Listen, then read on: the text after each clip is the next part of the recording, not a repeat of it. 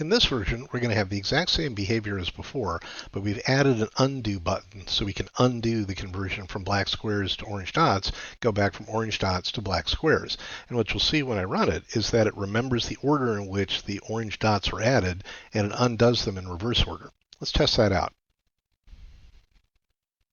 This one, by the way, is called Undo Dots with Undo. Here's my bingo card and an undo button. If I click on a black square, it turns to an orange dot. Notice I did this one on the left first. I'll work my way across to the center to the right. If I click the undo button, I undo the last one on the right, click it again, undoes the one I did second in the middle, click it again, it undoes the first one. Further clicks on undo, which I'm doing right now, have no effect. You don't have to undo your way all the way back to the beginning. I can undo the last 2 or 3 and then continue off in some other direction.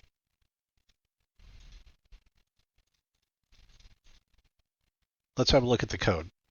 Now in this case, to make it easy to find the changes, I've taken out all of the comments that were in the undo dots without undo version, and so the only comments you'll find in undo dots with undo were added to describe the additional code that implements the undo feature. So here the project.cs file is actually the same as the one before, there just aren't any comments in it. Here's undo dots, where we create the undo dots object. Here I've got the first comment you haven't seen before. It refers to the bitmap that represents the undo picture for the undo button. Here I create an object that was not part of the previous version. It's a class called history that I created. It's going to save the information we need to support the undo function.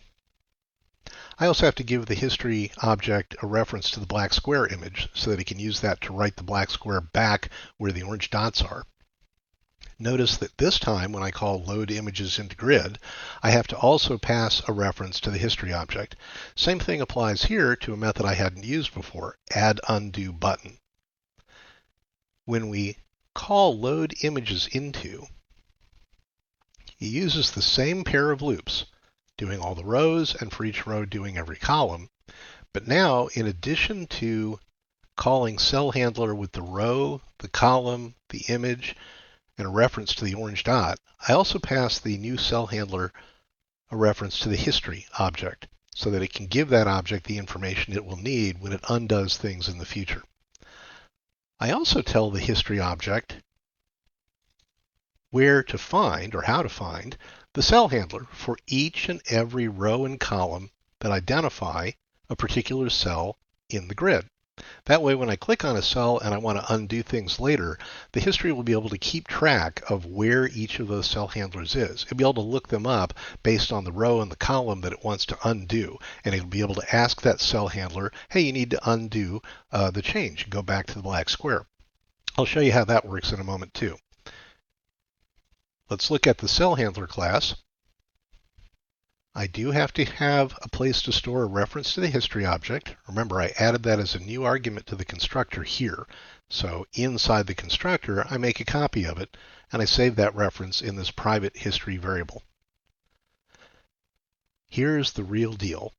Now, anytime onPointerPressed gets called to turn a black square into an orange dot, in addition to checking to see has this already happened and assigning the orange dot to the image source, we add one line.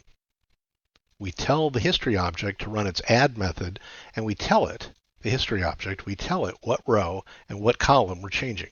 That's how all undo systems work. You figure out what you're changing and keep track of enough information that you could undo that change.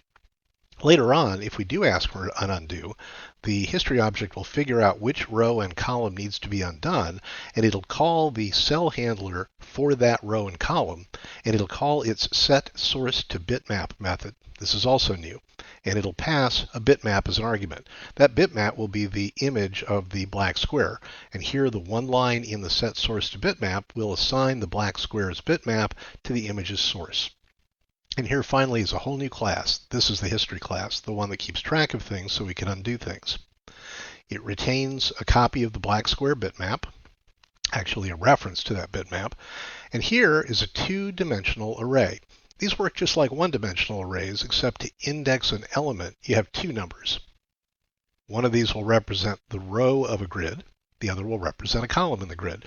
Therefore, for our 5x5 bingo card, I need a 5-row, 5-column, two-dimensional array. This is also sometimes called a matrix. I'm also going to keep two individual arrays. Each one will have the integer value that tells me either the row or the column of something that changed. And finally, a count that tells me how many changes have been kept in the two history arrays, which I also like to think of as together kind of a diary. Every time I make a change, I record the change in my diary. Here's that add method that the cell handler calls anytime it changes a black square to an orange dot. All it needs to know when it gets called is the row and the column of the cell.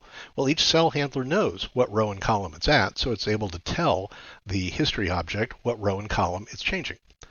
The history object saves that row in the row history and that column in the column history, indexing with this count variable. And then after that, it adds one to the count. Look how short this is.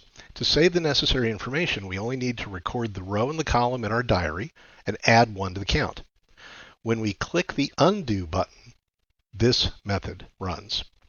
First we ask, is the count greater than 0? If it isn't, there's nothing to undo. We've already undone everything. If it's greater than 0, we subtract 1 from it so that we can look back one place in the diary.